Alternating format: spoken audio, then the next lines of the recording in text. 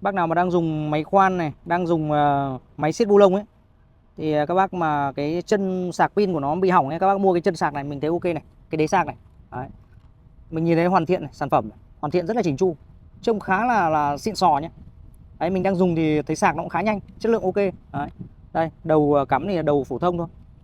Cái chân này thì các bác nhìn thì các bác đang dùng máy là các bác biết luôn rồi đúng không ạ? Cứ đúng chân này là các bác sạc được thôi. Đấy. Mà cái này hay, giá nó cũng hợp lý. Quan trọng là mình dùng thấy tốc độ sạc nhanh và hoàn thiện sản phẩm thấy cũng khá chỉnh chu đây, các bác nhìn này. Đấy, xịn sò ghê. Đấy, bác nào ưng thì cứ bấm vào giỏ hàng góc trái màn hình là đặt mua được nhé. Cảm ơn các bác đã xem video.